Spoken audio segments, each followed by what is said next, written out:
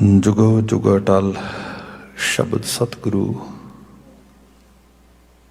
तन तन गुरु ग्रंथ साहिब जी।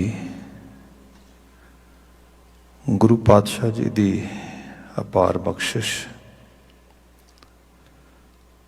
प्रभात समय चढ़ती सवेर संगत दियां कड़ियां सानू प्राप्त होईयां ने।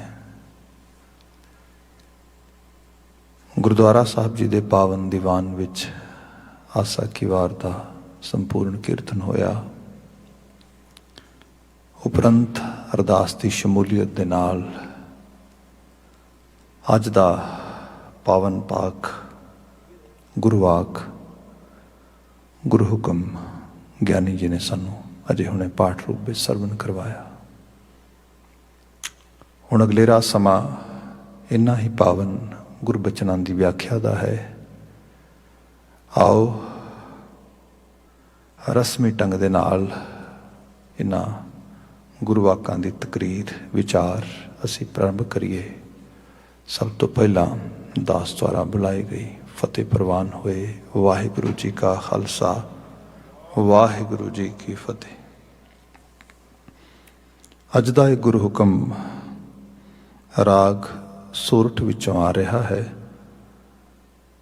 महला पंजवा गुरु अर्जन पातशाह पंचम नानक इन्हां बचनां नूं उचार रहे ने।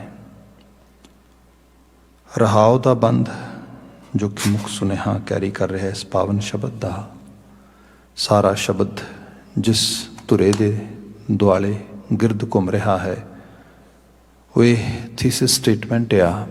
रहाओ दे पदे के रूप विच साहब जिक्र कर रहे ने। हर गुण गावो सदा सुभाई मन चिंदे सगले फल पावो जी कै संग सहाई। हर गुण गावो सदा सुभाई। हरि दा गुणगान करना हरि दी वडियाई करनी ये भगती है। गुरबाणी बार बार कहती है उहदियां वडियाइयां गा जो वडियाउण योग है जो सलाहुण योग है। अक्सर असी दुनियादार मनुख आले दुआले की शोभा वडियाई विच बहुत पए रहने आ। भाव जो सार तत्त आ उसनूं छड्ड के जो छोटे छोटे अक्ष नक्ष दिसदे उहदी बनाई हुई बनतर दे विच जिन्हां नूं साहब ने कहा कि कीते को मेरा सम्मानै करनहार तृण जानै। करनहार उहदी वडियाई करन दी बजाए उहनूं ते तिनका मात्र भी नहीं समझदा। कीते को जो ने कीता बनाया आ उहदी वडियाई विच लगा होया आ। जो रूप रस गंध सुगंध जो सामने नजरियाब होंदी उहदे मगर भजदा। पर जो अरूप आ जो सारे रसां दा महारस आ जो सारी गंध सुगंध का असल विच सोमा आ वो इनू ना नज़र आउंदा उहदी ना वडियाई कर पाउंदा। सब कहंदे उहनूं वडिया वडियाउण योग वो है। बाकी जे होर इसनूं सरल करके देखिए तो दुनिया दियां वडियाइयां दे विच संसारक तौर ते किसी दी चापलूसी विच लगना किसी नूं आले दुआले छोटियां हुंदियां वडियाउणा छुटियाउण की बजाए वडियाउण की बात ज़्यादा करनी। तो इसनूं महाराज ने बाणी च कहा दुनिया ना सालाहे जो मरवंज सी लोकां ना सालाहे जो मर खाक थी। लोक वडियाई विच कित्थे पिया आ ये सब मर के खाक हो जाणगे। ये संसार की जिहड़ी वडियाई विच तू लगा आ इसने तेनों किते नहीं पहुँचाना बल्कि तू इहदे नाल आत्मक तौर पर मानसिक तौर पर निगर जाएगा। सो साहिब ने कहा वडे दियां वडियाइयां कर। अजे हुणे असी आसा की वार संपूर्ण रूप में सरवण की थी। जदों ये पावन जो लमेरी रचना है कीर्तन के रूप में गायन करने का हुक्म आ इसते बिल्कुल समापन ते आउने आ ते समापन की पौड़ी है वडे कियां वडियाइयां किछ कहना कहन ना जाए। वड्डा ते वड्डा भी इतना वड्डा कि जिहदी वडियाई भी कहण तो बाहर ही है। भाव साडे कोल इन्नी पाया भी नहीं उसनूं कह सकीए। पर सब कहंदे सलाह उहनूं ਸਿਫਤ ਕਰਨੀ ਉਹਦੀ ਹੀ ਬਣਦੀ ਹੈ। ਵੱਡੇ ਕੀਆਂ ਵਡਿਆਈਆਂ ਕਿਛ ਕਹਿਣਾ ਕਹਿਣ ਨਾ ਜਾਏ, ਸੋ ਕਰਤਾ ਕਾਦਰ ਕਰੀਮ ਦੇ ਜੀਆਂ ਰਿਜ਼ਕ ਸੰਭਾਹੇ।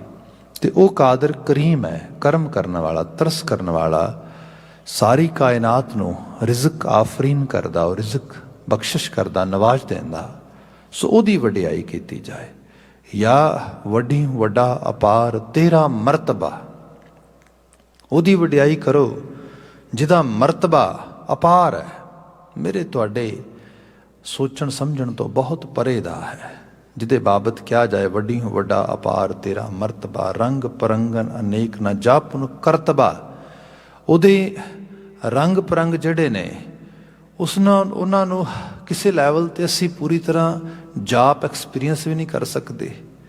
ਉਹ ਤਾਂ ਇਸ ਤਰ੍ਹਾਂ ਜਾਣੋ ਕਿ ਉਹਦੇ ਕਰਤਬ ਮਤਲਬ ਉਹ ਇੰਝ ਲੱਗਦਾ ਕਿ ਕੌਤਕ ਹੀ ਨੇ ਸਾਰੇ ਦੇ ਸਾਰੇ। ਉਹਦੀ ਵਡਿਆਈ ਕੀਤੀ ਜਾਏ, ਉਹਦੀ ਸਿਫਤ ਸਲਾਹ ਕੀਤੀ ਜਾਏ। ਸੋ ਗੁਰਬਾਣੀ ਨੇ ਲਿਟਰਲੀ ਤੌਰ 'ਤੇ ਅਸੀਂ ਇਹ ਲਾਈਨਾਂ ਪੜ੍ਹ ਲੈਂਦੇ ਹਾਂ ਬਾਣੀ ਦੇ ਵਿੱਚ, ਮਹਾਰਾਜ ਬਿਆਨ ਕਰਦੇ ਜਿਸ ਨੂੰ ਬਖਸ਼ੇ ਸਿਫਤ ਸਾਲਾਹ। ਇਹ ਹੈ ਉਹਦੀ ਸਿਫਤ ਸਾਲਾਹ, ਇਹ ਹੈ ਉਹਦੀ ਅਸਲ ਵਿੱਚ ਹੋਂਦ ਦਾ ਅਹਿਸਾਸ ਸਾਡੀ ਸੁਰਤ 'ਚ ਕਿਤੇ ਹੋਵੇ ਤੇ ਬੰਦਾ ਉਹਦੀ ਸਤੁਤੀ ਵਿੱਚ ਲੱਗ ਜਾਏ। ਅੱਜ ਦੀ ਦੁਨੀਆ ਦੇ ਵਿੱਚ ਵੀ ਜੋ ਹਿਊਮਨ ਸਾਇੰਸਿਸ ਨੂੰ ਸਮਝਣ ਵਾਲੇ ਲੋਕ ਨੇ, ਹਿਊਮਨ ਬਿਹੇਵੀਅਰ ਨੂੰ ਸਮਝਣ ਵਾਲੇ ਲੋਕ ਨੇ, ਉਹ ਇਹ ਬਿਆਨ ਕਰ ਰਹੇ ਨੇ ਕਿ ਬੰਦੇ ਦੇ ਖਿਆਲਾਂ ਦੇ ਵਿੱਚ ਦੋ ਤਰ੍ਹਾਂ ਦਾ ਰੂਪ ਹੋ ਸਕਦਾ ਆ। ਇੱਕ ਤੇ ਬੰਦਾ ਬਹੁਤ ਜ਼ਿਆਦਾ ਸ਼ਿਕਾਇਤਯਾਬ ਕੰਪਲੇਨਰ ਹੋ ਸਕਦਾ, ਵੀ ਹਰ ਗੱਲ ਦੇ ਉੱਤੇ ਉਹਨੂੰ ਲੱਗੇ ਵੀ ਆਹ ਵੀ ਠੀਕ ਨਹੀਂ, ਆਹ ਵੀ ਠੀਕ ਨਹੀਂ, ਕੰਪਲੇਨਰ ਹੋ ਕੇ ਜੀਣਾ। ਦੂਸਰਾ ਇਹ ਹੈ ਕਿ ਬੰਦਾ ਗ੍ਰੇਟਫੁਲ ਹੋ ਸਕਦਾ, ਉਹ ਗ੍ਰੈਟੀਟਿਊਡ ਸ਼ੋ ਕਰ ਸਕਦਾ। ਹੁਣ ਜੇ ਕੰਪਲੇਨਰ ਹੋਣਾ ਹੈ ਤੇ ਕੰਪਲੇਨਰ ਤੇ ਭਾਈ ਸਭ ਤੋਂ ਵੱਡੀ ਕੰਪਲੇਨ ਤੇ ਰੱਬ ਦੇ ਬਾਬਤ ਹੋਏਗੀ ਬੰਦੇ ਨੂੰ, ਵੀ ਰੱਬਾ ਤੂੰ ਇਹ ਕੀ ਕੀਤਾ, ਆਹ ਨਹੀਂ ਠੀਕ ਕੀਤਾ, ਆਹ ਨਹੀਂ ਠੀਕ ਕੀਤਾ। ਜੇ ਬੰਦਾ ਗ੍ਰੇਟਫੁਲ ਵੀ ਹੋਏਗਾ ਤੇ ਫਿਰ ਵੀ ਉਸ ਸ਼ੁਕਰ ਕਰਨ ਵਾਲੇ ਅਕਾਲ ਪੁਰਖ ਵਾਹਿਗੁਰੂ ਦਾ ਹੋਏਗਾ ਵੀ ਹੇ ਮਾਲਕ ਤੇਰਾ ਸ਼ੁਕਰ ਹੈ। ਇਹੀ ਸਿਮਰਨ ਹੈ।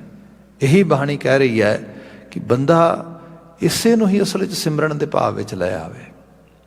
ਇਸ ਨੂੰ ਹੋਰ ਇੱਕ ਮਿਸਾਲੀ ਤੌਰ 'ਤੇ ਜੇ ਬਾਤ ਕੀਤੀ ਜਾਏ, ਸਾਡੇ ਇੱਥੇ ਜਿਵੇਂ ਰੀਸੈਂਟਲੀ ਥੈਂਕਸ ਗਿਵਿੰਗ ਵੀਕਐਂਡ ਲੰਘਿਆ ਨਾਰਥ ਅਮਰੀਕਾ 'ਚ, ਮੇਰੇ ਖਿਆਲ 'ਚ ਸਟੇਟਸ ਦੇ ਵਿੱਚ ਆਹ ਵਾਲਾ ਹੈਗਾ ਜਿਹੜਾ ਆਹ ਵੀਕ ਚੱਲ ਰਿਹਾ, ਥੈਂਕਸ ਗਿਵਿੰਗ, ਧੰਨਵਾਦ ਕਰਨਾ।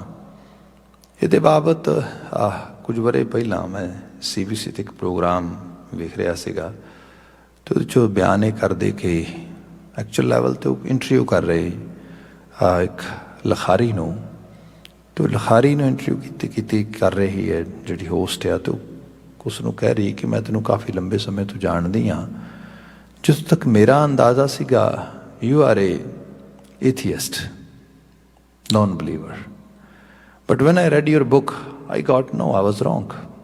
You are a very strong believer. Is it wrong in my understanding, or was I missing something that because I was not able to understand you on that level? Okay, then both statements are right.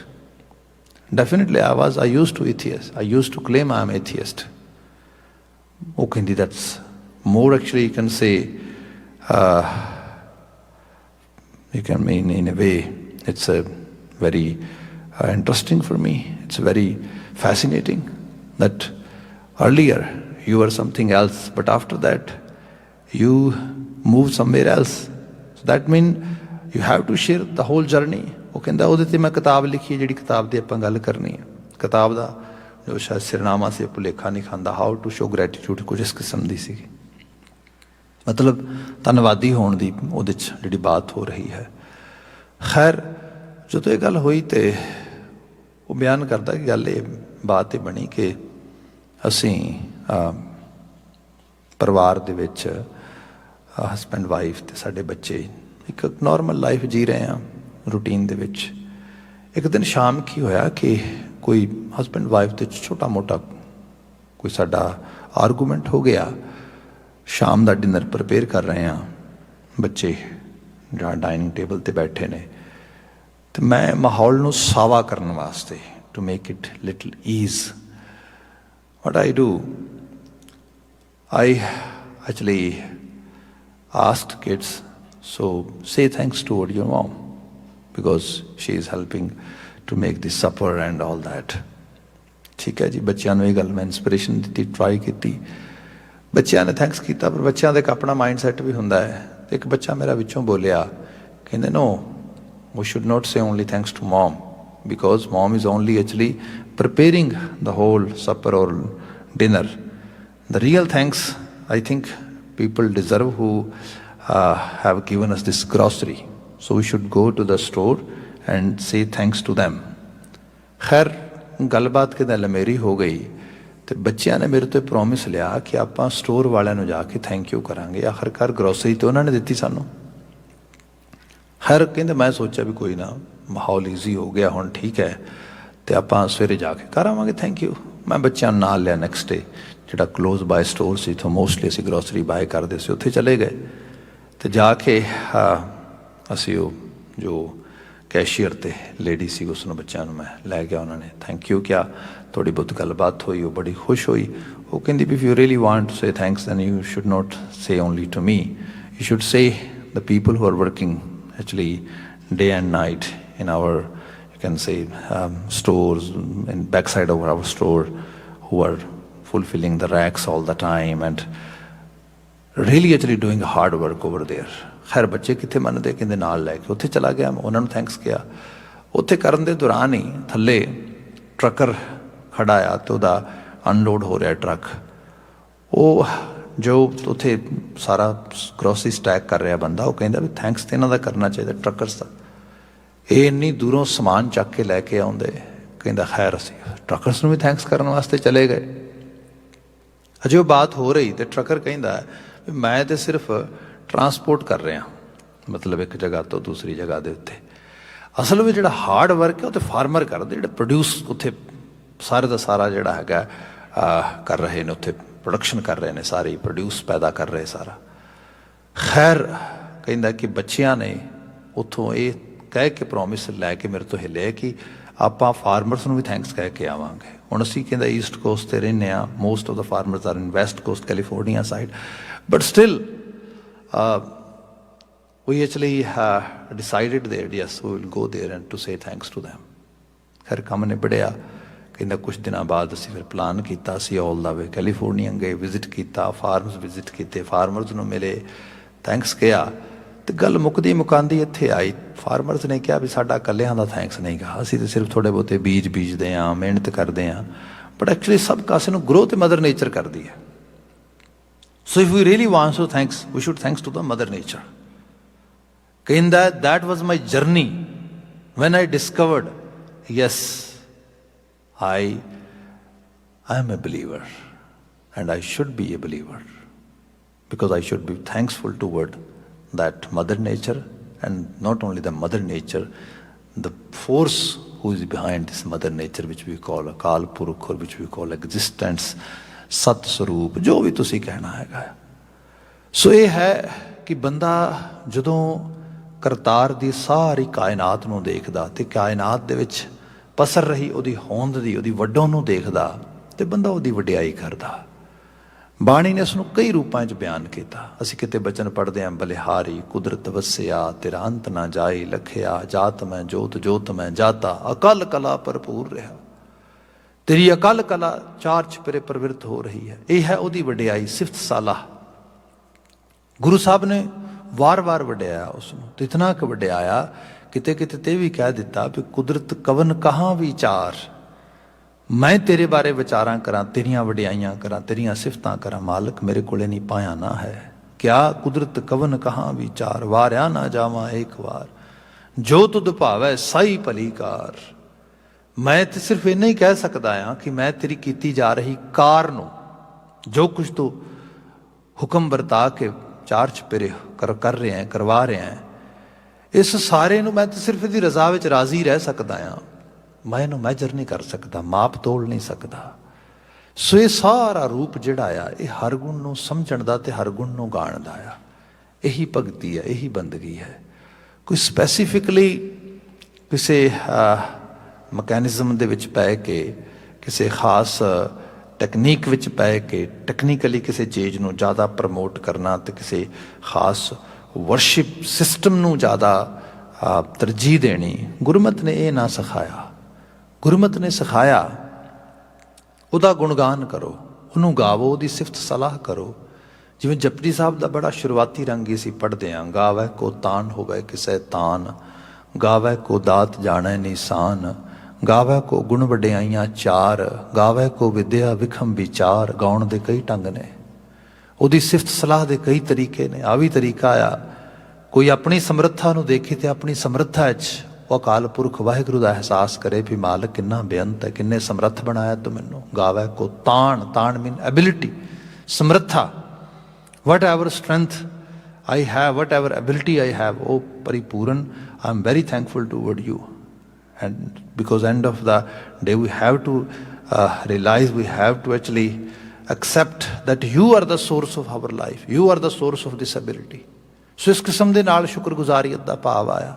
ਸੋ ਇਹ ਅਨੇਕਾਂ ਰੰਗ ਗੁਰੂ ਮਹਾਰਾਜ ਨੇ ਬਾਣੀ ਦੇ ਵਿੱਚ ਬਿਆਨ ਕੀਤੇ ਤੇ ਸਭ ਦੇ ਜ਼ਰੀਏ ਇਹ ਹੈ ਉਹਦਾ ਗਾਇਨ ਹੋਏ। ਭਈ ਗਾਇਨ ਕਰਦਿਆਂ ਜਿੱਥੇ ਪਹੁੰਚਣਾ ਹੈ ਉਹ ਹੈ ਹਰ ਗੁਣ ਗਾਵੋ ਸਦਾ ਸੁਭਾਈ। ਹਰੀ ਦਾ ਗੁਣਗਾਨ ਕਰੋ ਤੇ ਗੁਣਗਾਨ ਕਰਨ ਦਾ ਸੁਭਾਅ ਬਣਾ ਲਓ, ਸੁਭਾਵਕ। ਇਹਦੇ ਜੇ ਆਪਾਂ ਥੋੜ੍ਹੀ ਬੁਨਿਆਦੀ ਤੌਰ 'ਤੇ ਚਲੇ ਜਾਈਏ ਤੇ ਇਹਦਾ ਮਤਲਬ ਹੈ ਪ੍ਰੇਮਾ ਭਾਵ ਵਿੱਚ ਹਰੀ ਦਾ ਗੁਣਗਾਨ ਕਰਨਾ। ਸੁਭਾਅ ਦਾ ਮਤਲਬ ਇਹ ਵੀ ਹੁੰਦਾ ਜਿੱਥੇ ਸੁਭਾਵਕ ਹੀ, ਜਿਵੇਂ ਇਸ ਤਰ੍ਹਾਂ ਕਹਿ ਲਓ ਕਿ ਜਿਹੜੀ ਚੀਜ਼ ਬਹੁਤ ਗਹਿਰੇ ਤਲ 'ਤੇ ਸਾਨੂੰ ਅਪੀਲ ਕਰੇ ਉਹਦੇ ਪ੍ਰਤੀ ਅਸੀਂ ਸਨੇਹ ਆ ਜਾਂਦਾ, ਸਾਨੂੰ ਉਹਦੇ ਪ੍ਰਤੀ ਆਪਣੇ ਆਪ ਉਹ ਕਰਨ ਨੂੰ ਜੀ ਕਰਦਾ ਚੀਜ਼। ਕਿਆ ਇਹੋ ਜਿਹਾ ਸੁਭਾਅ ਅਖਤਿਆਰ ਹੋ ਜਾਏ, ਹਰੀ ਤੇਰਾ ਗੁਣਗਾਨ ਕਰਨ ਵਾਸਤੇ ਅੰਦਰੋਂ ਇੱਛਾ ਪੈਦਾ ਹੋ ਜਾਏ। ਇਹਨੂੰ ਗੁਰੂ ਨਾਨਕ ਸਾਹਿਬ ਨੇ ਇਸ ਤਰ੍ਹਾਂ ਵੀ ਬਿਆਨ ਕੀਤਾ ਬਾਣੀ ਦੇ ਵਿੱਚ ਕਿ ਸੱਚ ਤਾਂ ਪਰ ਜਾਣੀਏ ਜਾਂ ਸੱਚ ਧਰੇ ਪਿਆਰ, ਹਰ ਗੁਣ ਗਾਵੋ ਸਦਾ ਸੁਭਾਈ।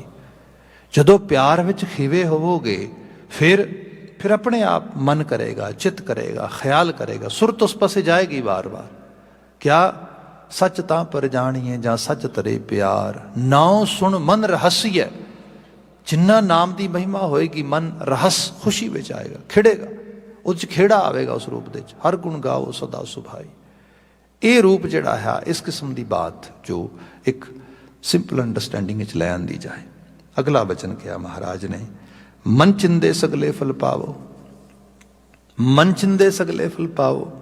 ਮਨ ਚਿੰਦੇ, ਮਨ ਦੀਆਂ ਚਿਤਵੜੀਆਂ, ਖਾਸ਼ਾਂ, ਇੱਛਾਵਾਂ। ਮਨ ਐਕਚੁਅਲ ਲੈਵਲ 'ਤੇ ਇੱਛਾਵਾਂ ਦਾ ਪੂਰੀ ਤਰ੍ਹਾਂ ਪੂਰਾ ਇੱਕ ਮੰਡਲ ਹੈ। ਇਹਨਾਂ ਇੱਛਾਵਾਂ ਦੇ ਵਿੱਚ ਹੀ ਸਾਡੇ ਅੰਦਰ ਜਦੋਂ ਇੱਛਾਵਾਂ ਦੀ ਪੂਰਤੀ ਨਹੀਂ ਹੁੰਦੀ ਤੇ ਡੈਫੀਨੇਟਲੀ ਗੁੱਸਾ ਵੀ ਹੁੰਦਾ ਹੈ, ਫਰਸਟ੍ਰੇਸ਼ਨ ਇੱਕ ਤਰ੍ਹਾਂ ਦੇ ਨਾਲ, ਖਿਜ ਵੀ ਹੁੰਦੀ ਹੈ, ਕੁਝ ਮਲਾਲ ਵੀ ਹੁੰਦੇ ਨੇ। ਇਹ ਸਭ ਚੀਜ਼ਾਂ ਉੱਥੇ ਹੁੰਦੀਆਂ ਨੇ। ਜਦੋਂ ਬੰਦਾ ਸੁਭਾਵਕ ਤੌਰ 'ਤੇ ਪ੍ਰਭੂ ਪ੍ਰੇਮ ਦੇ ਵਿੱਚ ਖੀਵਾ ਹੋ ਜਾਏ, ਉਹਦੇ ਗੁਣਾਂ ਨੂੰ, ਜਿਹਨੂੰ ਸਾਹਿਬ ਨੇ ਕਿਹਾ ਸੀ ਰਮਈਆ ਕੇ ਗੁਣ ਚੇਤ ਪੁਰਾਣੀ, ਕਵਨ ਮੂਲ ਤੇ ਕਵਨ ਦ੍ਰਿਸ਼ਟਾਨੀ, ਜਿਨ ਤੂੰ ਸਾਜ ਸਵਾਰ ਸ਼ਿੰਗਾਰਿਆ, ਗਰਭ ਅਗਨ ਮੈਂ ਜਿਨੈ ਉਬਾਰਿਆ, ਬਾਰ ਵਿਵਸਥਾ ਤੁਝੈ ਪਿਆਰੈ ਦੂਧ, ਪਰ ਜੋਬਨ ਭੋਜਨ ਸੁਖ ਸੂਦ, ਬਿਰਧ ਭਇਆ ਉਪਰ ਸਾਖ ਸੈਨ, ਮੁਖ ਅਪਿਆਓ ਬੈਠ ਕੋ ਦੈਨ। ਤੂੰ ਦੇਖਦੇ ਸਹੀ, ਕੋਈ ਕਮੀ ਥੋੜ੍ਹਾ ਹੈ, ਕਿਸੇ ਪਾਸੇ ਵੀ ਵੇਖੇਂਗਾ ਉਹਦੀ ਵਡਿਆਈ, ਉਹਦਾ ਗੁਣ ਜਿਹੜਾ ਆ ਉਹ ਉਸਨੂੰ ਕਿਵੇਂ ਛੁਟਿਆ ਤੇ ਘਟਾ ਸਕਦਾ ਹੈ ਤੂੰ। ਸੋ ਇੱਕ ਵੱਡੀ ਤਸਵੀਰ ਇਸ ਤਰ੍ਹਾਂ ਵੀ ਕਹਿ ਲਵੋ, ਅਸੀਂ ਬਾਣੀ 'ਚ ਬਚਨ ਪੜ੍ਹਦੇ ਹਾਂ ਲਿਟਰਲੀ ਤੌਰ 'ਤੇ, ਗਿਆਨ ਅੰਜਨ ਗੁਰ ਦੀਆ।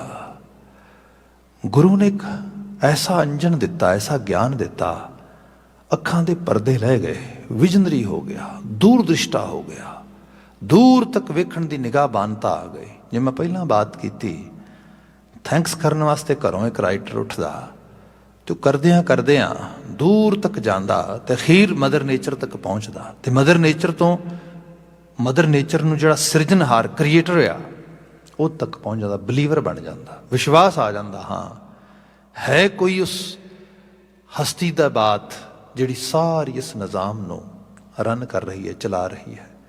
ਇਸ ਨੂੰ ਗੁਰੂ ਬਾਬਾ ਜੀ ਇਸ ਤਰ੍ਹਾਂ ਵੀ ਬਿਆਨ ਕਰਦੇ, ਕੋਟ ਬ੍ਰਹਿਮੰਡ ਕੋ ਠਾਕੁਰ ਸੁਆਮੀ, ਸਰਬ ਜੀਆਂ ਕਾ ਦਾਤਾ ਰੇ।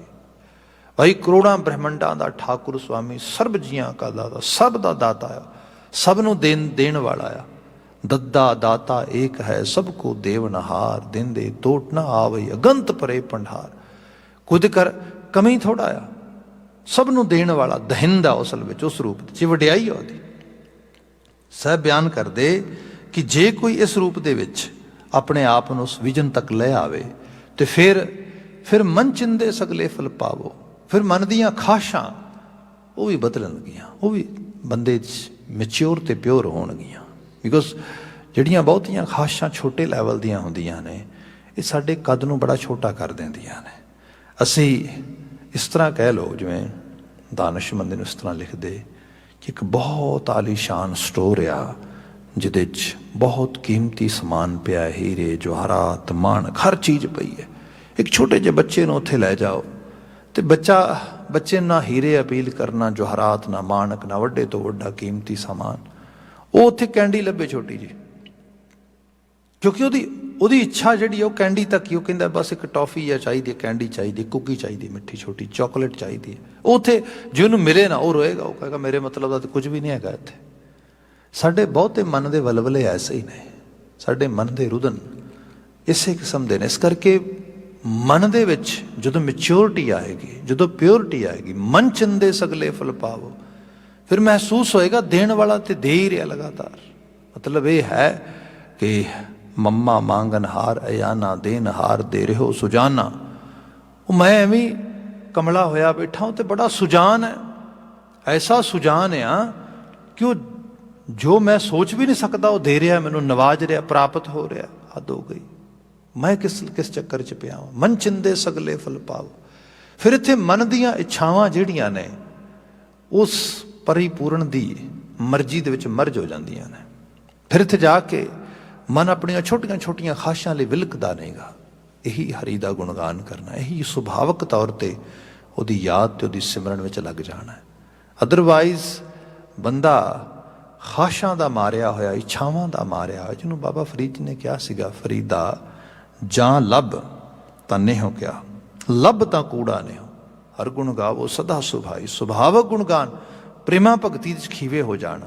ਇਹ ਤੇ ਤਾਂ ਹੀ ਹੈ ਜਦੋਂ ਲੱਭ ਦੀ ਖਾਸ਼ਾਂ ਦੀ ਅਵਸਥਾ ਥੋੜ੍ਹੀ ਉਹਦੇ 'ਚ ਸੁਧਾਰ ਆ ਜਾਏ। ਤੇ ਬਚਨ ਆਇਆ ਕਿਆ ਫਰੀਦਾ ਜਾਂ ਲੱਭ ਤਾਂ ਨੇਹੋ ਕਿਆ, ਲੱਭ ਤਾਂ ਕੂੜਾ ਨੇਹੋ, ਕਿੱਚਰ ਝੱਟ ਲੰਘਾਈ ਹੈ ਛੱਪਰ ਟੁੱਟੈ ਮੇ। ਜੇ ਛਪਰੀ ਟੁੱਟੀ ਹੋਏ ਤੇ 4 ਬੂੰਦਾਂ ਵੀ ਪਾਣੀ ਦੀਆਂ ਪੈਣ ਤੇ ਉਹ ਰਾਈਟ ਵੇ ਥੱਲੇ ਡਿੱਗ ਜਾਣਗੀਆਂ ਤੇ ਉਹ ਪਤਾ ਲੱਗ ਜਾਏਗਾ ਛਪਰੀ ਟੁੱਟੀ ਹੈ। ਕਲੇਮ ਕਰਨ ਨੂੰ ਤੇ ਕੋਈ ਵੀ ਬੰਦਾ ਕਹਿ ਸਕਦਾ ਵੀ ਉਹ ਬੜੀ ਕਿਰਪਾ ਮਾਲਕ ਦੀ। ਕਲੇਮ ਕਰਨ ਤੋਂ ਕੋਈ ਵੀ ਕਹਿ ਸਕਦਾ ਬਸ ਜੀ ਰੱਬ ਦੇ ਸ਼ੁਕਰ 'ਚ ਹੀ ਰਹੀਦਾ, ਬਸ ਜੀ ਉਹਦਾ ਹੀ ਸਭ ਤਰਸ ਆ, ਉਹਦੀ ਹੀ ਸਭ ਮਹਿਮਾ ਆ। ਪਤਾ ਤੇ ਉਦੋਂ ਲੱਗਦਾ ਜਦੋਂ ਸਿਚੁਏਸ਼ਨ ਮਾੜੀ ਜੀ ਸਾਡੇ ਅਗੇਂਸਟ ਹੁੰਦੀ। ਜਦੋਂ ਸਿਚੁਏਸ਼ਨ ਸਾਡੇ ਅਕੋਰਡਿੰਗਲੀ ਹੈ, we are all happy and we are all say ਓ ਵਾਹਿਗੁਰੂ ਬਹੁਤ ਕਮਾਲ ਹੈ, ਬੜਾ ਸ਼ੁਕਰ ਹੈ, ਬੜਾ ਸ਼ੁਕਰ ਹੈ। ਸਾਨੂੰ ਖੁਦ ਨੂੰ ਨਹੀਂ ਪਤਾ ਸਾਡੇ ਮਨ ਦੀ ਦਸ਼ਾ ਕੀ ਹੈ। ਮਾੜੀ ਜੀ ਸਿਚੁਏਸ਼ਨ ਸੱਜੇ ਖੱਬੇ ਹੋਈ ਨਹੀਂ, ਮਾੜੇ ਜਿਹੀਆਂ 4 ਬੂੰਦਾਂ ਮੀਂਹ ਦੀਆਂ ਪਈਆਂ ਨਹੀਂ ਗਈਆਂ, ਛੱਪਰ ਰਾਈਟ ਵਿੱਚ ਹੋ ਗਿਆ। ਰਾਈਟ ਵਿੱਚ ਪਤਾ ਲੱਗਾ ਉਹ ਕੋਈ ਨਹੀਂਗਾ, ਕੋਈ ਖਲੂਸ ਨਹੀਂਗਾ, ਬੰਦਾ ਤੇ ਸ਼ਿਕਾਇਤਾਂ ਦਾ ਪੁਲੰਦਾ ਬਣਿਆ ਪਿਆ ਸਾਰੇ ਦਾ ਸਾਰਾ। ਸੋ ਸਾਹਿਬ ਕਹਿੰਦੇ ਜਾਂ ਲੱਭ ਤਾਂ ਨੇਹੋ ਕਿਆ, ਲੱਭ ਤਾਂ ਕੂੜਾ ਨੇ। ਫਿਰ ਕੂੜ ਹੀ ਹੈ, ਝੂਠ ਹੈ, ਫਰੇਬ ਹੈ। ਸਹੀ ਰੂਪ ਵਿੱਚ ਜਿੱਥੇ ਨਹੀਂ ਹੋਏ ਉੱਥੇ ਤੇ ਹਾਲਤ ਇਹੋ ਜਿਹੀ ਹੋਏ ਵੀ ਜੇ ਭੁੱਖ ਦੇ ਤਾਂ ਤੁਝੇ ਅਰਾਧੀ, ਜੇ ਸੁਖ ਦੇ ਤਾਂ ਤੁਝੇ ਅਰਾਧੀ, ਦੁੱਖ ਵੀ ਤੁਝੇ ਤੇ ਆਈ। ਕੀ ਹੋਏ, ਕੀ ਸੁਖ ਤੇ ਕੀ ਦੁੱਖ, ਕੀ ਭੁੱਖ ਤੇ ਕੀ ਤਕਲੀਫ, ਸਭ ਵਿੱਚ ਤੇਰਾ ਹੀ ਨਾਮ ਹੋਏ, ਤੂੰ ਹੀ ਤੂੰ ਹੋਏ, ਤੇਰੇ ਤੋਂ ਬਿਨਾਂ ਕੋਈ ਹੋਰ ਤਸੱਵੁਰ ਨਾ ਹੋਏ। ਸੋ ਉਹਦੀ ਬਾਤ ਕਰ ਦਿੱਤੀ। ਕਿਆ ਇੱਥੇ ਆ ਕੇ ਮਨ ਚਿੰਦੇ ਸਗਲੇ ਫਲ ਪਾਵੋ, ਮਨ ਦੀਆਂ ਖਾਸ਼ਾਂ ਹੀ ਪੂਰੀਆਂ ਹੋ ਗਈਆਂ। ਇਹ ਮਨ ਚਿੰਦੇ ਸਗਲੇ ਫਲ ਪਾਵੋ, ਜੋ ਮਨ ਨੇ ਚਿਤਵੇ ਉਹ ਸਾਰੇ ਫਲ ਪ੍ਰਾਪਤ ਹੋ ਗਏ। ਭਾਵ ਮਨ ਨੂੰ ਸਭ ਤੋਂ ਆਲਮੀ ਫਲ ਮਿਲ ਗਿਆ ਕਿ ਮਨ ਨੇ ਆਪਣੀ ਮਰਜ਼ੀ ਨੂੰ ਉਸ ਪਰਿਪੂਰਨ ਦੀ ਮਰਜ਼ੀ 'ਚ ਮਰਜ ਕਰ ਦਿੱਤਾ। ਮਨ ਚਿੰਦੇ ਸਗਲੇ ਫਲ ਪਾਵੋ, ਜੀ ਕੈ ਸੰਗ ਸਹਾਈ। ਇੰਜ ਲੱਗਾ ਵੈਸੇ ਸਾਡੀ ਮੋਸਟਲੀ ਜਿੰਦ ਜਿਹੜੀ ਹੈ ਇਕੱਲਾ ਮਹਿਸੂਸ ਕਰਦੀ ਹੈ। ਅਸੀਂ ਇਹਦੇ ਵਿੱਚੋਂ ਡਰ ਪੈਦਾ ਹੁੰਦੇ ਨੇ। ਸਾਨੂੰ ਲੱਗਦਾ ਆ ਕਿ ਮੇਰਾ ਕੋਈ ਸੰਗੀ ਸਾਥੀ ਨਹੀਂ ਹੈਗਾ, ਮੇਰਾ ਕੋਈ ਸਾਥ ਨਹੀਂ ਦੇਵੇਗਾ। ਬੰਦਾ ਸਾਥੀ ਲੱਭਦਾ ਸੰਸਾਰ ਸਮਾਜ ਦੇ ਵਿੱਚ ਗਵਾਚ ਜਾਂਦਾ ਆ। ਤੇ ਫਿਰ ਜਿੰਨਾ ਵੱਧ ਸਾਥ ਲੱਭਦਾ ਉਨਾ ਵੱਧ ਹੀ ਕੱਲ ਮਿਲਦਾ, ਕਿਉਂਕਿ ਹਰ ਕੋਈ ਲਾਲਚ ਦਾ ਸਾਥੀ ਹੈ, ਸਵਾਰਥ ਦਾ ਸਾਥੀ ਹੈ, ਹਵਸ ਦਾ ਸਾਥੀ ਹੈ। ਜਿੰਦ ਦਾ ਸਾਥੀ ਤੇ ਕੋਈ ਵੀ ਨਹੀਂ, ਜਿੰਦ ਦਾ ਸਾਥੀ ਤੇ ਉਹ ਆਪ ਹੀ ਹੈ। ਸੋ ਸਾਹਿਬ ਕਹਿੰਦੇ ਇੱਥੇ ਜੀ ਕੈ ਸੰਗ ਸਹਾਈ, ਉਸ ਜਿੰਦ ਨੂੰ ਅਸਲ 'ਚ ਉਹ ਸੰਗ ਸਹਾਈ ਮਿਲ ਜਾਂਦਾ, ਉਹ ਕਰਤਾਰ ਮਿਲ ਜਾਂਦਾ ਜਿਹਦੇ ਨਾਲ ਉਹਦਾ ਅਸਲ ਸੰਗ ਬਣਨਾ ਹੈ। ਉਹਦਾ ਇਹ ਮਹਾਰਾਜ ਨੇ ਤਸੱਵਰ ਕੀਤਾ, ਇਹਦੇ 'ਚ ਰਹਾ ਉਹਦਾ ਬੰਦਿਆ। ਸ਼ੁਰੂਆਤੀ ਪਤਾ ਹੈ ਗੁਰਪੂਰੈ ਚਰਣੀ ਲਾਇਆ, ਹਰ ਸੰਗ ਸਹਾਈ ਪਾਇਆ। ਪਰ ਇਹ ਪੋਸੀਬਲ ਵੀ ਉਦੋਂ ਹੋਇਆ ਜਦੋਂ ਪੂਰੇ ਗੁਰੂ ਨੇ ਆਪਣੇ ਚਰਨਾਂ ਨਾਲ ਜੋੜ ਲਿਆ। ਅਕਸਰ ਬਾਤ ਹੁੰਦੀ ਜਦੋਂ ਕਿਤੇ ਹੁਕਮਨਾਮੇ ਦੀ ਬਾਤ ਅਸੀਂ ਕਰਦੇ ਕਿ ਸਾਡੇ ਬਹੁਤ ਸਾਰੇ ਸੰਸਕਾਰ ਨੇ। ਇੱਕ ਸੰਸਕਾਰ ਇਹ ਵੀ ਹੈ ਕਿ ਅਸੀਂ ਗੁਰੂ ਕੇ ਚਰਨੀ ਲੱਗਦੇ ਹਾਂ, ਲਿਟਰਲੀ ਤੌਰ 'ਤੇ ਬਾਣੀ ਨਾਲ ਸਾਂਝ ਬਣਾਉਂਦੇ ਹਾਂ। ਅਤੇ ਜੋ ਬਾਣੀ ਦੀ ਸਾਂਝ ਹੈ ਗੁਰੂ ਕੇ ਚਰਨ ਨੇ। ਜਿਵੇਂ ਜਿਵੇਂ ਤੁਸੀਂ ਗੁਰੂ ਕੇ ਚਰਨ, ਗੁਰੂ ਕੇ ਸ਼ਬਦ ਨੂੰ, ਉਹਦੇ ਖਿਆਲਾਂ, ਬਚਨਾਂ, ਅਲਫਾਜ਼ਾਂ, ਹਰਫਾਂ, ਅੱਖਰਾਂ ਨੂੰ ਕੁਰੇਦੋਗੇ, ਬੋਲੋਗੇ, ਸੁਣੋਗੇ, ਪੜ੍ਹੋਗੇ। ਕਿਉਂਕਿ ਬਾਣੀ ਨੇ ਕਿਹਾ ਆ ਕਿ ਉਪਦੇਸ਼ ਜੇ ਦਿੱਤਾ ਸਤਿਗੁਰੂ ਸੋ ਸੁਣਿਆ ਸਿੱਖੀ ਕੰਨੇ। ਜਦੋਂ ਗੁਰੂ ਉਪਦੇਸ਼ ਦੇ ਸਿੱਖ ਜੀ ਤੂੰ ਕੰਨ ਦੇ। ਜਾਂ ਲਿਟਰਲੀ ਤੌਰ 'ਤੇ ਕਿਹਾ ਆਇਓ ਸੁਣਨ ਪੜ੍ਹਨ ਕੋ ਬਾਣੀ, ਤੂੰ ਬਾਣੀ ਸੁਣਿਆ ਕਰ, ਬਾਣੀ ਪੜ੍ਹਿਆ ਕਰ। ਭਾਈ ਗੁਰਦਾਸ ਜੀ ਨੇ ਬਿਆਨ ਕੀਤਾ, ਉਹ ਕਹਿੰਦੇ ਕਿ ਮਾਨਸ ਜਨਮ ਨਿਰਮੋਲ ਪਾਇਓ, ਸਫਲ ਜਨਮ ਗੁਰ ਚਰਨ ਸ਼ਰਨ ਕੇ। ਲੋਚਨ ਅਮੋਲ ਗੁਰਦਰਸ ਅਮੋਲ ਦੇਖੈ, ਸਰਵਣ ਅਮੋਲ ਗੁਰਬਚਨ ਧਰਨ ਕੈ। ਉਹ ਬੰਦੇ ਬੜੇ ਕੀਮਤੀ ਲੋਚਨ ਮਿਲੇ ਨੇ ਤੈਨੂੰ, ਇਹਨਾਂ ਲੋਚਨ, ਇਹਨਾਂ ਅੱਖਾਂ ਦੀ ਕੀਮਤ ਨਹੀਂ ਕੋਈ ਦੇ ਸਕਦਾ। ਬੇਤਹਾ ਸੰਸਾਰ ਸਾਰਾ ਇਹਨਾਂ ਅੱਖਾਂ ਤੇ ਖੜਾ ਆ। ਇਹ ਰੰਗ ਬਿਰੰਗੇ ਰੂਪ ਸਰੂਪ ਸਭ ਅੱਖਾਂ ਨਾਲ ਹੀ ਹੈ। ਇਹਨਾਂ ਅੱਖਾਂ ਨਾਲ ਬਹੁਤ ਕੁਝ ਵੇਖਦਾ ਹੈ, ਮਾਣਦਾ ਹੈ, ਅਹਿਸਾਸਦਾ ਹੈ। ਪਰ ਇਹਨਾਂ ਅੱਖਾਂ ਦੇ ਨਾਲ ਗੁਰੂ ਕਾ ਸ਼ਬਦ ਪੜ੍ਹਿਆ ਕਰ, ਜ਼ਰੂਰ ਬਾਣੀ ਪੜ੍ਹਿਆ ਕਰ, ਉਹ ਉਪਦੇਸ਼ ਪੜ੍ਹਿਆ ਕਰ ਜਿਹੜੇ ਉਪਦੇਸ਼ ਤੇਰੀ ਸੁਰਤ ਨੂੰ ਅੰਤਰੀ ਭਾਵ ਦੇ ਅੰਦਰ ਉਚੇਰਿਆਂ ਚੁੱਕਣਗੇ, ਤੇਰੀ ਸੁਰਤ ਨੂੰ ਇੱਕ ਉਸ ਪੱਧਰ 'ਤੇ ਲੈ ਆਉਣਗੇ ਜਿੱਥੇ ਜਾ ਕੇ ਤੇਰੀਆਂ ਮਨ ਚਿੰਦੇ ਸਗਲੇ ਫਲ ਪਾਓ ਵਾਲੀਆਂ ਦਸ਼ਾ ਬਣਨਗੀਆਂ। ਭਾਵ ਤੇਰੀ ਸੁਰਤੀ ਬਿਰਤੀ ਉਹ ਵਕਾਰਾਂ ਤੋਂ, ਛੋਟੀਆਂ ਸੋਚਾਂ ਤੋਂ ਆਜ਼ਾਦ ਹੋ ਜਾਏਗੀ। ਸੋ ਸਾਹਿਬ ਨੇ ਇੱਥੇ ਜਿਹੜੀ ਬਾਤ ਕੀਤੀ, ਕਿਹਾ ਗੁਰਪੂਰੈ ਚਰਣੀ ਲਾਇਆ। ਜਦੋਂ ਪੂਰੇ ਗੁਰੂ ਨੇ ਆਪਣੇ ਚਰਨਾਂ ਨਾਲ ਜੋੜ ਲਿਆ, ਬਾਣੀ ਉਪਦੇਸ਼ ਨਾਲ ਜੋੜ ਲਿਆ ਮੈਨੂੰ, ਹਰ ਸੰਗ ਸਹਾਈ ਪਾਇਆ। ਹਰੀ ਸੰਗੀ ਹੋ ਗਿਆ ਮੇਰਾ, ਸਹਾਈ ਹੋ ਗਿਆ। ਸਹਾਈ ਸਹਾਇਤਾ ਹੋ ਜਾਣੀ, ਹੈਲਪ ਹੋ ਜਾਣੀ। ਅਸੀਂ ਅਕਸਰ ਕਹਿੰਦੇ ਹਾਂ ਵੀ ਫਲਾਣੇ ਨੇ ਮੇਰੀ ਸਹਾਇਤਾ ਕਰ ਦਿੱਤੀ, ਸਹਾਈ ਹੋ ਗਿਆ, ਹੈਲਪ ਕਰ ਦਿੱਤੀ ਮੇਰੀ। ਜਿਹਦਾ ਹੈਲਪ ਅਕਾਲ ਪੁਰਖ ਵਾਹਿਗੁਰੂ ਆਪ ਕਰਨ ਵਾਲਾ ਹੋ ਜਾਏ, ਜਿਹਦਾ ਹੈਲਪਰ ਉਹ ਹੋਏ, ਜਿਹਨੂੰ ਅਸੀਂ ਬਾਣੀ 'ਚ ਬਚਨ ਪੜ੍ਹਦੇ ਹਾਂ, ਜਾਂ ਕਾ ਮੀਤ ਸਾਜਨ ਹੈ ਸਮੀਆਂ, ਤਿਸ ਜਨ ਕੋ ਕਹੋ ਕਾਂ ਕੀ ਕਮੀਆਂ। ਜਿਹਦਾ ਸਾਥੀ, ਜਿਹਨੂੰ ਸਹਾਇਤਾ ਉਹ ਦੇਣ ਵਾਲਾ ਆ, ਉਹਨੂੰ ਫਿਰ ਕਮੀ ਕਾਹਦੀ ਹੈ ਭਾਈ। ਅਤੇ ਇਹ ਵਿਸ਼ਵਾਸ ਵੀ ਅਤੇ ਇਹ ਸੱਚ ਵੀ ਹੈ। ਆਪ ਦੇਖੋਗੇ ਸਾਡੀ ਅਕੀਦਤ ਇਹਨਾਂ ਚੀਜ਼ਾਂ ਨੂੰ ਵੇਖ ਵੇਖ ਕੇ ਪਰਿਪੱਕ ਹੁੰਦੀ ਹੈ। ਨੋ ਡਾਊਟ ਅਸੀਂ ਕਈ ਵਾਰੀ ਅਮੂਡ ਵੀ ਹੋ ਜਾਂਦੇ ਹਾਂ ਆਪ ਹੀ, ਕਿਉਂਕਿ ਮਨ ਦੀ ਦਸ਼ਾ ਐਸੀ ਹੈ, ਮਨ ਡਰਦਾ ਵੀ ਬਹੁਤ ਆ। ਪਰ ਜੇ ਕਿਤੇ ਥੋੜ੍ਹੀ ਜਿਹੀ ਅਸੀਂ ਇਸ ਚੀਜ਼ ਨੂੰ ਨੋਟ ਕਰ ਲਈਏ, ਜਿਵੇਂ ਬਾਣੀ 'ਚ ਬਚਨ ਪੜ੍ਹੀਏ, ਕਿਸੇ ਹੀ ਕੋਈ ਕੋਏ ਮੰਝ ਨਿਮਾਣੀ ਇੱਕ ਤੋਂ। ਕਿਸੇ ਦਾ ਹੋਏ ਕੋਈ ਸਹਾਰਾ, ਕੋਈ ਸਹਾਰਾ, ਆਪਣਾ ਤੇ ਸਹਾਰਾ ਕਰਤਾਰ ਤੂੰ ਹੀ ਹੈ। ਰੀਸੈਂਟਲੀ ਏਡਾ ਵੱਡਾ ਕਿਸਾਨੀ ਮੋਰਚਾ ਚੱਲਿਆ, ਪੂਰੀ ਦੁਨੀਆ ਨੇ ਵੇਖਿਆ, ਬੜਾ ਕੁਝ ਹੋਇਆ। ਲੋਕਾਂ ਨੇ ਕਿਹਾ ਨਾ ਭਾਈ ਕੁਛ ਨਹੀਂ ਹੋਣਾ, ਇਹ ਇੱਥੇ ਬਸ ਐਵੇਂ ਹੀ ਹੈ, ਐਨਰਜੀ ਵੇਸਟਿੰਗ ਹੋ ਗਈ, ਸਭ ਚੀਜ਼ਾਂ ਹੋ ਗਈਆਂ। ਪਰ ਮੈਂ ਫਿਰ ਵੀ ਉਹਨਾਂ ਸਦਕੇ ਜਾਂਦਾ, ਉਹਨਾਂ ਮਾਈ ਭਾਈ ਦੇ ਜਿਹੜੇ ਇੱਕ ਵਿਸ਼ਵਾਸ 'ਤੇ ਬੈਠੇ ਰਹੇ, ਕੋਈ ਨਾ ਭਾਈ। ਅਤੇ ਮੋਸਟਲੀ ਤੁਸੀਂ ਉਹ ਸਾਰੇ ਜਿਹੜੇ ਉੱਥੇ ਪ੍ਰੋਗਰਾਮ ਵਗੈਰਾ ਚੱਲਦੇ ਨੇ, ਅਤੇ ਉਹਨਾਂ ਨੂੰ ਲੀਡ ਕਰਨ ਵਾਲੇ ਸਾਰੇ ਬਾਣੀ ਪੜ੍ਹਨ ਵਾਲੇ ਨੇ। ਸਵੇਰੇ ਸ਼ਾਮ ਬਾਣੀ ਪੜ੍ਹਦੇ ਨੇ, ਉਹ ਅਰਦਾਸ ਕਰਦੇ ਨੇ, ਮਾਲਕ ਉਹਨਾਂ ਦੀਆਂ ਅਰਦਾਸਾਂ ਹੋ ਰਹੀਆਂ ਜਗ੍ਹਾ ਜਗ੍ਹਾ। ਅਖੀਰ ਫਲ ਉਹੀ ਹੋਇਆ, ਕਿਉਂਕਿ ਜਿਹੜਾ ਅਲਟੀਮੇਟ ਜੇਤੂ ਉਹੀ ਹੈ ਜਿਹੜਾ ਕਰਤਾਰ ਦੇ ਨਾਲ ਜੁੜਿਆ। ਅਤੇ ਕਿਉਂ ਕਰਤਾਰ, ਤੇ ਫਿਰ ਕਰਤਾਰ ਤੇ ਆਪ ਪੈਰਵਾਈ ਕਰਦਾ ਹੈ। ਬੰਦੇ ਨੂੰ ਭੁਲੇਖਾ ਲੱਗਦਾ ਹੈ ਵੀ ਸ਼ਾਇਦ ਸਾਹਿਬ ਕਹਿੰਦੇ ਨਾ, ਉਹ ਤੇ ਬੇਅੰਤ ਆ, ਤੇ ਤੂੰ ਤੇ ਵਿਸ਼ਵਾਸ ਰੱਖ। ਕਿਸੇ ਹੀ ਕੋਈ ਕੋਏ ਮੰਝ ਨਿਮਾਣੀ ਇੱਕ ਤੂੰ। ਜਿਹਨੂੰ ਪਤਾ ਲੱਗਾ ਮੇਰਾ ਸਹਾਰਾ ਤੇ ਤੂੰ ਹੀ ਹੈ, ਫਿਰ ਉਹ ਸਹਾਇਤਾ ਵੀ ਕਰ ਦਿੰਦਾ। ਉਹ ਕਹਿੰਦਾ ਵੀ ਨਹੀਂ ਕੋਈ ਗੱਲ ਨਹੀਂ, ਹੁਣ ਤੇਰੀ ਸਹਾਇਤਾ ਮੈਂ ਕਰਾਂਗਾ। ਅਸੀਂ ਤੇ ਇਹ ਫਿਰ ਗੱਲਾਂ ਐਸੀਆਂ ਨੇ, ਕੋਈ ਬੰਦਾ ਬਹੁਤ ਤਰਕਸ਼ੀਲ ਹੋ ਕੇ ਕਹੇਗਾ ਕੈਸੀਆਂ ਗੱਲਾਂ ਕਰਦੇ ਹੋ ਭਾਈ ਸਾਹਿਬ, ਐਵੇਂ ਨਹੀਂ, ਐਵੇਂ ਵੀ ਕਦੀ ਹੁੰਦਾ ਹੈ। ਰੱਬ ਵੀ ਕਦੀ ਸਹਾਇਤਾ ਕਰਦਾ ਹੈ। ਪਰ ਭਾਈ ਅਸੀਂ ਤੇ ਗੁਰਬਾਣੀ ਨੂੰ ਪੜ੍ਹਦੇ ਸੁਣਦੇ ਹਾਂ। ਗੁਰਬਾਣੀ ਦਾ ਜੇ ਹੁਣੇ ਉਪਦੇਸ਼ ਆਸਾ ਕੀ ਵਾਰ ਦੀ ਆਪਾਂ ਗੱਲ ਕਰ ਰਹੇ ਨੇ, ਵੱਡੇ ਕੀਆਂ ਵਡਿਆਈਆਂ, ਉਹਦੇ 'ਚ ਫਿਰ ਮੁਕਾਮੀ ਬਚਨ ਇਹ ਹੁੰਦੇ ਨੇ ਵੀ ਹਰ ਜੁਗ ਜੁਗ ਭਗਤ ਉਪਾਇਆ, ਪੈਜ ਰੱਖਦਾ ਆਇਆ ਰਾਮ ਰਾਜੇ, ਹਰਨਾਕਸ਼ ਦੁਸ਼ਟ ਹਰ ਮਾਰਿਆ, ਪ੍ਰਹਿਲਾਦ ਤਰਾਇਆ। ਉਹ ਤੇ ਜੁਗਾਂ ਤੋਂ ਭਗਤਾਂ ਦੀ ਪੈਰਵਾਈ ਕਰਦਾ, ਸਹਾਇਤਾ ਕਰਦਾ।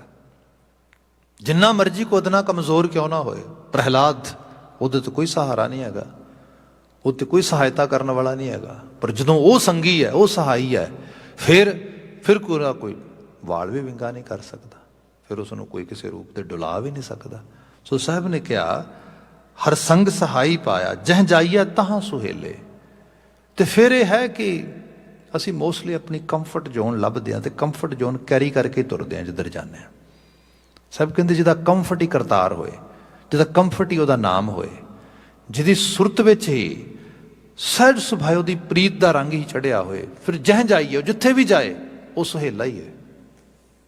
ਉਹ ਭਾਵੇਂ ਜਿੱਥੇ ਮਰਜੀ, ਮਤਲਬ ਤੁਸੀਂ ਦੇਖੋ ਆਮ ਕਰਕੇ ਬੰਦਾ ਘਰ ਦੀ ਜੂਹ ਤੋਂ ਬਾਹਰ ਨਿਕਲਣ ਲੱਗਿਆ 100 ਵਾਰੀ ਡਰਦਾ ਵੀ ਭਾਈ ਨਾ ਮੈਨੂੰ ਉੱਥੇ ਪਤਾ ਨਹੀਂ ਕੀ ਹੋਏਗਾ। ਤੇ ਆਪ ਆਪਣੇ ਬਜ਼ੁਰਗਾਂ ਪਿਛੋਕੜ ਵਿੱਚ ਦੇਖੋਗੇ ਜਾ ਕੇ, ਮਤਲਬ ਹਰ ਤਰ੍ਹਾਂ ਦਾ ਰਿਸਕ ਲਿਆ, ਹਰ ਤਰ੍ਹਾਂ ਦੀ ਜਿਹੜੀ ਹੈ ਉਹ ਮੁਸ਼ਕਿਲ ਮੁਸੀਬਤ ਨੂੰ ਸਹਿੰਦਿਆਂ ਹੋਇਆਂ, ਤੇ ਉਹ ਸਾਰੇ ਦਾ ਅੱਜ ਅਸੀਂ ਰੰਗ ਵੀ ਦੇਖ ਰਹੇ ਹਾਂ। ਇਹ ਸੰਸਾਰ ਦੇ ਵਿੱਚ ਕੂੜ ਤੇ ਸੱਚ ਦਾ ਘੋਲ ਹੈ। ਕੂੜ ਇੰਝ ਲੱਗਦਾ ਜਿਵੇਂ ਹਰ ਥਾਂ ਤੇ ਜੇਤੂ ਹੋ ਰਿਹਾ, ਪਰ ਬਾਣੀ ਕਹਿੰਦੀ ਹੈ ਨਾ, ਕੂੜ ਨਿਖੁੱਟਸ ਨਾਨਕਾ ਔੜਕ ਸੱਚ ਰਹੀ। ਅਖੀਰ ਔੜਕ ਨੂੰ ਸੱਚ ਦੀ ਜਿੱਤ ਹੁੰਦੀ ਹੈ। ਤੇ ਜਿਹੜੇ ਸੱਚ ਦੇ ਰਾਹ ਦੇ ਰਾਹਗੀਰ ਹੁੰਦੇ ਨੇ, ਪੈਰਵਾਈ ਪਾਉਂਦੇ ਨੇ, ਫਿਰ ਉਹਨਾਂ ਦੀ ਵਡਿਆਈ ਸੱਚ ਕਰਕੇ ਹੁੰਦੀ ਹੈ। ਕਦੀ ਕਾਮਾ ਗਾਟਾ ਮਾਰੂ ਗੁਰੂ ਨਾਨਕ ਜਹਾਜ਼ ਲੈ ਕੇ ਤੁਰੇ ਲੋਕ, ਡੈਫੀਨੇਟਲੀ ਬੜਿਆਂ ਨੇ ਕਿਹਾ ਹੋਣਾ ਵੀ ਲੈ ਕੇ ਖੱਟ ਲਿਆ, ਐਵੇਂ ਖਾਮ ਖਾ ਖਰਚਾ ਵੀ ਲੱਗ ਗਿਆ ਇੰਨਾ ਜ਼ਿਆਦਾ, ਸਫ਼ਰ ਵੀ ਪੈ ਗਿਆ, ਬੰਦੇ ਵੀ ਮਾਰੇ ਗਏ, ਦੱਸੋ ਸਭ ਕੁਛ। ਅਖੀਰ ਤਵਾਰੀਖ ਬਣੀ। ਅੱਜ BC ਦੇ ਕੋਸਟ ਦੇ ਉੱਤੇ ਬਿਲਕੁਲ ਉਹਨਾਂ ਦੇ ਨਾਂ ਦੀਆਂ ਇਸ ਤਰੀਕੇ ਨਾਲ ਪਲੇਟਾਂ ਲੱਗੀਆਂ ਨੇ, ਮਰ ਤੇ ਸਾਰੇ ਨਹੀਂ ਜਾਣਾ, ਕੌਣ ਰਿਹਾ ਧਰਤੀ ਤੇ ਹਮੇਸ਼ਾ। ਆਖਰਕਾਰ ਜਿਸ ਮੁਲਕ ਵਿੱਚ ਰਹਿੰਦੇ, ਇਸ ਮੁਲਕ ਦੇ ਅੰਦਰ ਜਿਹੜਾ ਰੂਪ ਸਰੂਪ ਇਹਨੂੰ ਲੈ ਕੇ ਕੋਈ ਮਾਣ ਤੇ ਮਹਿਸੂਸ ਕਰੋਗੇ, ਰਹਿਣਾ ਤੇ ਮੀਨਿੰਗਫੁਲ ਹੋਏਗਾ। ਕੋਈ ਜਦੋਂ ਗੱਲ ਚੱਲੇਗੀ ਤੇ ਗੱਲ ਚੱਲੇਗੀ ਭਾਈ ਇਹ ਉਹ ਲੋਕ ਨੇ, ਇਹ ਉਹਨਾਂ 'ਚੋਂ ਆ ਰਹੇ, ਇਹੀ ਹੋਂਦ ਹੁੰਦੀ, ਇਹੀ ਵਡਿਆਈ ਆ, ਹੋਰ ਕੀ ਹੈ। ਅਦਰਵਾਈਜ਼ ਬੰਦੇ ਦਾ ਜਿਉਣਾ, ਜੇ ਬੰਦਾ ਇਹੀ ਸੋਚੇ ਵੀ ਬਸ ਵੀ ਕਹਿੰਦੇ what's the difference between your existence and your living, this is the difference between our living and existence. ਕਿਤੇ ਤੁਸੀਂ ਐਗਜ਼ਿਸਟ ਕਰੋ ਤਾਂ ਹੀ ਤੁਹਾਡੀ ਹੋਂਦ ਦਾ ਅਹਿਸਾਸ ਰਹੇਗਾ। ਜੇ ਤੁਹਾਡੀ ਹੋਂਦ ਹੀ ਨਹੀਂ ਹੈ ਤੇ ਫਿਰ ਰਹਿਣਾ ਵੀ ਕਿਸ ਮਾਇਨੇ ਦੇ ਵਿੱਚ। ਸੋ ਸਾਹਿਬ ਮਹਾਰਾਜ ਬਿਆਨ ਕਰਦੇ ਕਿ ਭਾਈ ਜਹ ਜਾਈਏ ਤਹਾਂ ਸੁਹੇਲੇ, ਜੈਸੀ ਮਰਜ਼ੀ ਹਾਲਾਤ ਹੋਣ, ਜੇ ਕਰਤਾਰ ਤੇ ਭਰੋਸਾ ਹੈ ਫਿਰ ਸੁਹੇਲਾ ਹੀ ਹੈ, ਫਿਰ ਸਭ ਭਲਾ ਹੀ ਭਲਾ ਹੈ। ਕਿਆ ਕਰ ਕਿਰਪਾ ਪ੍ਰਭ ਮੇਲੇ, ਤੇ ਪ੍ਰਭੂ ਕਿਰਪਾ ਦੇ ਘਰ ਵਿੱਚ ਆ ਕੇ ਇਸ ਨਵਾਜਿਸ਼ ਨੂੰ, ਇਸ ਕਿਸਮ ਦੀ ਅਕਲ, ਇਸ ਕਿਸਮ ਦੀ ਸੋਝੀ ਨੂੰ ਮਿਲਾਪ ਕਰਾ ਦਿੰਦਾ, ਕਿਉਂਕਿ ਇਹ ਉਹਦਾ ਹੀ ਪਰਛਾਵਾਂ ਹੈ, ਉਹਦੀ ਹੀ ਸ਼ੈਡੋਇੰਗ ਹੈ। ਇਸ ਕਿਸਮ ਦੀ ਸੋਝੀ ਆ ਜਾਣੀ ਜੀਵਨ ਵਿੱਚ। ਅਗਲਾ ਬਚਨ ਕਹਿ ਲਈਏ, ਨਾਰਾਇਣ ਪ੍ਰਾਣ ਆਧਾਰਾ ਹਮ ਸੰਤ ਜਨਾਰੇ ਨਾਰਾ। ਨਾਰਾਇਣ ਪ੍ਰਾਣ ਆਧਾਰਾ, ਜਿਨ੍ਹਾਂ ਨੇ ਆਪਣੇ ਪ੍ਰਾਣਾਂ ਦਾ ਆਧਾਰ ਨਾਰਾਇਣ, ਸਭ ਵਿੱਚ ਰਹਿਣ ਵਾਲੇ ਉਸ ਕਰਤਾਰ ਨੂੰ, ਉਸ ਜੋਤ ਨੂੰ ਮੰਨ ਲਿਆ। ਹਮ ਸੰਤ ਜਨਾਰੇ ਨਾਰਾ, ਬਾਬਾ ਜੀ ਆਪਣੇ ਤੇ ਬਾਤ ਚੁਕਾ ਕੇ ਕਹਿੰਦੇ, ਮੈਂ ਉਸ ਕਰਤਾਰ ਨੂੰ ਇਸ ਰੂਪ ਵਿੱਚ ਮੰਨਣ ਵਾਲੇ ਸੰਤ ਜਨਾਂ ਦੇ ਚਰਨਾਂ ਦੀ ਖਾਕ ਹੋ ਜਾਣੀ ਚਾਹੁੰਦਾ ਹਾਂ। ਭਾਵੇਂ ਸਹੀ ਰਾਹ ਤੇ ਸਹੀ ਡਾਇਰੈਕਸ਼ਨ 'ਚ ਤੁਰਨ ਵਾਲੀਆਂ ਰੂਹਾਂ ਹਮੇਸ਼ਾ ਸਤਿਕਾਰ ਦੀਆਂ ਪਾਤਰ ਨੇ। ਉਹ ਬਾਬਾ ਕਬੀਰ, ਭਗਤ ਰਵਿਦਾਸ, ਭਗਤ ਸਦਨਾ, ਜਿੱਥੋਂ ਮਰਜੀ ਹੋਣ, ਉਹ ਜਿਹੜੇ ਮਰਜੀ ਪਿਛੋਕੜ ਵਿੱਚ, ਰੀਜਨ ਵਿੱਚ, ਇਲਾਕੇ ਵਿੱਚ, ਜਿੱਥੋਂ ਮਰਜੀ ਆਉਣ, ਕਿਆ ਸੰਤ ਜਨਾਰੇ ਨਾਰਾ, ਉਹਨਾਂ ਦੇ ਚਰਨਾਂ ਦੀ ਖਾਕ ਮਿਲੇ। ਇਹ ਮੇਰੀ ਅਰਦਾਸ ਆ। ਪਤਿਤ ਪੁਨੀਤ ਕਰ ਲੀਨੇ, ਕਿਉਂਕਿ ਇਹੀ ਇੱਕ ਜੀਵਨ ਦੀ ਸੋਚ ਆ ਜਿਹੜੀ ਸਾਨੂੰ ਪਤਿਤ ਤੋਂ ਪੁਨੀਤ ਕਰੇਗੀ। ਪਤਿਤ ਹੁੰਦਾ ਤਵਾਚਨ ਤੋਂ ਡਿੱਗ ਜਾਣਾ, ਲੋਅਰ ਲੈਵਲ ਤੇ ਆ ਜਾਣਾ। ਬੰਦਾ ਇੱਕ ਆਪਣੇ ਸੋਚ ਨੂੰ ਮੇਨਟੇਨ ਕਰਕੇ ਰੱਖੇ, ਉਸ ਸੋਚ ਦੇ ਵਿੱਚ ਗੁਣ ਹੋਣ, ਇਨਸਾਨੀਅਤ ਹੋਏ, ਸ਼ੁਭਤਾ ਹੋਏ, ਚੰਗਿਆਈ ਹੋਏ, ਰੱਬ ਦਾ ਪੈ ਭਾਵ ਹੋਏ। ਪਰ ਗਾਹੇ ਬਗਾਹੇ ਇਹ ਲੈਵਲ ਲੋ ਹੋ ਜਾਂਦਾ, ਡਿੱਗ ਜਾਂਦਾ। ਸਾਹਿਬ ਬਿਆਨ ਕਰਦੇ, ਜੇ ਕਰਤਾਰ ਵੱਲ ਹੋਏ ਤੇ ਬੰਦਾ ਪਤਿਤ ਨਹੀਂ ਹੋਏਗਾ, ਪੁਨੀਤ ਹੋਏਗਾ। ਲੋਅਰ ਲੈਵਲ ਤੇ ਡਿੱਗਿਆ ਹੋਇਆ ਵੀ ਉੱਚਾ ਉੱਠ ਸਕੇਗਾ ਆਪਣੀ ਸੋਚ ਕਰਕੇ। ਕਿਆ ਪਤਿਤ ਪੁਨੀਤ ਕਰ ਲੀਨੇ, ਕਰ ਕਿਰਪਾ ਹਰ ਜਸ ਦੀਨੇ। ਤੇ ਤਰੀਕਾ ਉਹਦਾ ਉਹੀ ਹੈ, ਹਰੀ ਦਾ ਜਸ, ਸੁਭਾਵਕ ਉਹਦਾ ਗੁਣਗਾਨ ਕਰਨਾ। ਪਾਰ ਬ੍ਰਹਮ ਕਰੇ ਪ੍ਰਤਪਾਲਾ, ਉਹ ਪਰਿਪੂਰਨ, ਸਭ ਦੀਆਂ ਪ੍ਰਤਪਾਲਨਾ ਕਰਨ ਵਾਲਾ ਹੈ, ਸਭ ਦੀਆਂ ਉਹ ਰੱਖਾਂ ਰੱਖਣ ਵਾਲਾ ਹੈ, ਸਭ ਦੀ ਲੱਜ ਪਾਲਣ ਵਾਲਾ ਹੈ। ਸਦਜੀ ਸੰਗ ਰਖਵਾਲਾ, ਸਭ ਜੀਆਂ ਦੇ ਹਮੇਸ਼ਾ ਰਾਖੇ ਦੇ ਤੌਰ ਤੇ ਉਹਨੂੰ ਬਿਆਨ ਕੀਤਾ ਗਿਆ, ਐਜ਼ ਏ ਸੇਵੀਅਰ ਦੇ ਤੌਰ ਤੇ।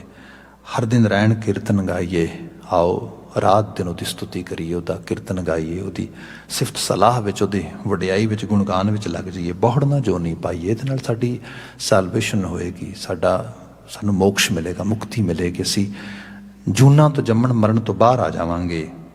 ਜਿਸ ਦੇਵੈ ਪੁਰਖ ਵਿਧਾਤਾ। ਪਰ ਹਰ ਇੱਕ ਨੂੰ ਇਹ ਚੀਜ਼ ਸਮਝ ਆਵੇ ਜ਼ਰੂਰੀ ਨਹੀਂ ਗੀ, ਹਰ ਇੱਕ ਦੇ ਦਾਮਨ ਦੇ ਵਿੱਚ ਇਹ ਸੌਗਾਤ ਮਿਲੇ ਇਹ ਵੀ ਜ਼ਰੂਰੀ ਨਹੀਂ ਗੀ। ਜਿਸ ਦੇਵੈ, ਜਿਹਨੂੰ ਆਪ ਆਪਣੇ ਹੱਥਾਂ ਨਾਲ ਦੇ ਦੇਵੇ, ਵਿਧਾਤਾ, ਕਿਉਂਕਿ ਵਿਧੀ ਦਾ ਵਿਧਾਨ ਘੜਨ ਵਾਲਾ ਤੇ ਉਹ ਆਪ ਹੈ ਨਾ। ਗੱਲਾਂ ਤੇ ਉਹੀ ਹੁੰਦੀਆਂ ਨੇ। ਇੱਕ ਜਮਾਤ ਕਲਾਸ ਚੱਲਦੀ ਹੈ, ਉਸ ਕਲਾਸ ਦੇ ਵਿੱਚ ਟੀਚਰ ਪੜ੍ਹਾਉਂਦਾ ਆ, ਕਈਆਂ ਨੂੰ ਇੰਝ ਲੱਗਦਾ ਹੈ ਕਿ ਬਸ ਜੋ ਟੀਚਰ ਦੇ ਹੋਠਾਂ 'ਚੋਂ ਨਿਕਲਿਆ, ਲਿਪਸ ਵਿੱਚੋਂ ਆ ਰਿਹਾ, that is actually my destiny, I will just follow as it is. ਉਹ ਪਹੁੰਚ ਜਾਂਦਾ ਕਿਤੇ। ਇੱਕ ਦੂਸਰਾ ਨੂੰ ਲੱਗਦਾ ਵੀ ਸਿਰ ਖਪਾਈ ਕਰਦਾ ਹੈ, ਤਾਂ ਕੋਈ ਇਹਦੇ ਪੈਸੇ ਮਿਲਦੇ, ਤਨਖਾਹ ਮਿਲਦੀ, ਇਹਦੀ ਜੋਬ ਹੈ, ਇਹਦੀ ਕਰੀ ਜਾਏ, ਹੂ ਕੇਅਰ। ਭਾਈ ਕੀ ਹੈ, ਉਹ ਆਖਰਕਾਰ ਆਪਣਾ ਟਾਈਮ ਵੀ ਵੇਸਟ ਕਰ ਜਾਂਦਾ ਅਤੇ ਉਹ ਸਾਰੀ ਐਨਰਜੀ ਵੇਸਟ ਹੋ ਜਾਂਦੀ, ਸਭ ਕੁਛ। ਐਗਜ਼ੈਕਟਲੀ ਬਾਤ ਇਹ ਹੈ ਕਿ ਜਿਹੜਾ ਉਹਦੇ ਲਿਪਸ ਵਿੱਚੋਂ ਆ ਰਿਹਾ ਹੈ ਅਤੇ ਕੋਈ ਉਸ ਨੂੰ ਗ੍ਰੈਬ ਕਰ ਰਿਹਾ, ਇਹਦੇ ਦਰਮਿਆਨ ਦਾ ਜਿਹੜਾ ਸਫ਼ਰ ਆ, ਇਸ ਨੂੰ ਵੀ ਕਰਤਾ ਹੀ ਤੈਅ ਕਰਦਾ। ਬੀਇੰਗ ਏ ਬਲੀਵਰ, ਇੱਥੇ ਫਿਰ ਇਹ ਵੀ ਕਿਹਾ ਜਾਂਦਾ, ਮਾਲਕ ਜੇ ਤੂੰ ਤਰਸ ਕਰੇ ਤੇ ਇਹ ਤੇਰੇ ਤਰਸ ਤੇ ਹੀ ਹੈ ਸਭ ਕੁਛ। ਕਿਆ ਜਿਸ ਦੇਵੈ ਪੁਰਖ ਵਿਧਾਤਾ, ਹਰ ਰਸ ਤਿਨ ਹੀ ਜਾਤਾ। ਇਹ ਅਧਿਆਤਮ ਜੀਵਨ ਵਿੱਚ ਕੀ ਰਸ ਆ, ਇਹ ਉਸ ਨੂੰ ਉਹੀ ਆਈਡੈਂਟੀਫਾਈ ਕਰ ਸਕਦਾ, ਉਹੀ ਇਸ ਨੂੰ ਪਹਿਚਾਨ ਸਕਦਾ, ਜੀ ਸਕਦਾ। ਅੰਤਲੀਆਂ ਲਾਈਨਾਂ ਨੇ, ਜਮਕੰਕਰ ਨੇੜ ਨਾ ਆਇਆ। ਜੋ ਜਮਾਂ ਦਾ ਦੂਤ ਆ, ਬੰਦੇ ਦੀ ਜਿੰਨੀ ਦੁਨੀਆ ਸਭ ਤੋਂ ਵੱਡਾ ਡਰ ਮੌਤ ਦਾ ਡਰ ਹੈ। ਬਾਣੀ ਕਹਿੰਦੀ ਫਿਰ ਇੱਕ ਐਸਾ ਜੀਵਨ ਜੀਏ ਜਦੋਂ ਤੱਕ ਬੰਦਾ ਉਸ ਮਰਹਲੇ ਤੱਕ, ਉਸ ਐਗਜ਼ਿਟ ਡੋਰ ਤੱਕ ਪਹੁੰਚੇ, ਉਦੋਂ ਤੱਕ ਜੀਵਨ ਸੰਪੂਰਨ ਹੋ ਜਾਏ ਅਤੇ ਮਹਿਸੂਸ ਹੋਏ, yes the purpose of life has been served. So now if even I'm leaving this world, I'm leaving with this kind of mindset or fulfillment that I have achieved what I want to achieve or what I came here to achieve. I have done that. So ਇਸ ਕਿਸਮ ਦੀ ਬਾਤ ਹੈ। ਇੱਥੇ ਜਾ ਕੇ ਫਿਰ ਜਮਕੰਕਰ ਮੌਤ ਨਹੀਂ ਲੱਗਦੀ, ਇੱਕ ਪੀਰੀਅਡ ਆਫ ਟਰਾਂਸਫਰਮੇਸ਼ਨ ਲੱਗਦਾ ਆ, ਇੱਕ ਟ੍ਰਾਂਜੀਸ਼ਨਲ ਪੀਰੀਅਡ ਲੱਗਦਾ ਵੀ ਹਾਂ ਇੱਕ ਟ੍ਰਾਂਜੀਸ਼ਨ ਹੋਣ ਲੱਗੀ ਹੈ। ਬਸ ਜਮਕੰਕਰ ਨੇੜ ਨਾ ਆਇਆ, ਸੁਖ ਨਾਨਕ ਸ਼ਰਣੀ ਪਾਇਆ। ਇਹ ਨਾਨਕ ਕਹਿ, ਇਹੀ ਸੱਤ ਦਾ ਸੁੱਖ ਹੈ ਜੋ ਕਰਤਾਰ ਦੀ ਸ਼ਰਨ ਪਿਆ ਸਾਨੂੰ ਪ੍ਰਾਪਤ ਹੋ ਸਕਦਾ ਆ। ਸਾਹਿਬ ਰਹਿਮਤ ਕਰਨ, ਇਹਨਾਂ ਆਲਮੀ ਵਾਕਿਆਂ 'ਚੋਂ ਚੰਗੇਰੀ ਪ੍ਰੇਰਨਾ ਮਿਲੇ, ਅਸੀਂ ਗੁਰਮਤੀਏ ਹੋ ਸਕੀਏ। ਇੰਨੀਆਂ ਕੁ ਬੇਨਤੀਆਂ ਨਾਲ ਖਿਮਾ ਭੁੱਲਾਂ ਗਲਤੀਆਂ ਨਾ ਚਤਾਰਿਓ ਜੇ। ਇੱਥੇ ਹੀ ਸਮਾਪਤੀ ਕਰਦੇ ਹਾਂ। ਕਹਿ ਦੇਣਾ ਜੀ, ਵਾਹਿਗੁਰੂ ਜੀ ਕਾ ਖਾਲਸਾ, ਵਾਹਿਗੁਰੂ ਜੀ ਕੀ ਫਤਿਹ।